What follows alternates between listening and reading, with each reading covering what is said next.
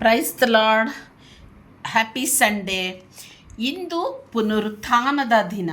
ಯೇಸು ಕ್ರಿಸ್ತನು ಜೀವದಿಂದ ಎದ್ದದ್ದನ್ನು ಪ್ರಪಂಚದಲ್ಲಿ ಇರುವ ಎಲ್ಲ ಕ್ರೈಸ್ತರು ಸಂತೋಷದಿಂದ ಸಂಭ್ರಮದಿಂದ ಕೊಂಡಾಡುವರು.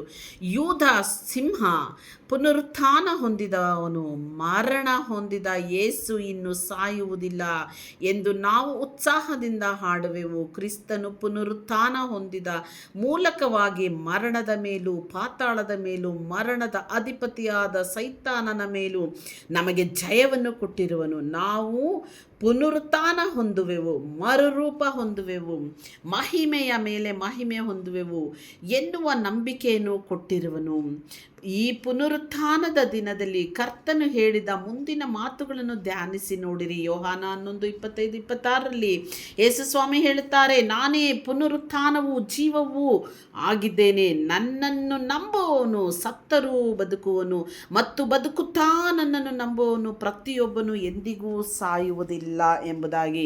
ಪ್ರಕಟಣೆ 1:17 ನೋಡುವಾಗ, ಹೆದರಬೇಡ, ನಾನು ಮೊದಲನೆಯವನು ಕಡೆಯವನು, ಸದಾ ಜೀವಿಸುವವನು ಆಗಿದ್ದೇನೆ. ಸತ್ತವನಾದೆನು ಮತ್ತು ಯುಗಾಂತರಗಳಲ್ಲಿ ಬದುಕುವವನಾಗಿದ್ದೇನೆ. ಮರಣದ ಮತ್ತು ಪಾತಾಳದ ಬೀಗದ ಕೈಗಳು ನನ್ನಲ್ಲಿವೆ ಅಂತ ಯೇಸು ಸ್ವಾಮಿ ಹೇಳಿದರೆ, ಇಂಥ ಜೀವವುಳ್ಳ ದೇವರನ್ನು ನಾವು ಸಂತೋಷದಿಂದಲೂ ಸಮಾಧಾನದಿಂದಲೂ ಆತನನ್ನು ಕೊಂಡಾಡಿ ಸ್ತುತಿಸಿ ಹೊಗಳೋಣ. ದೇವರು ಈ ಮಾತುಗಳನ್ನು ನಿಮ್ಮನ್ನು ಕೇಳಿದ ನಿಮ್ಮನ್ನು ಆಶೀರ್ವದಿಸಲಿ.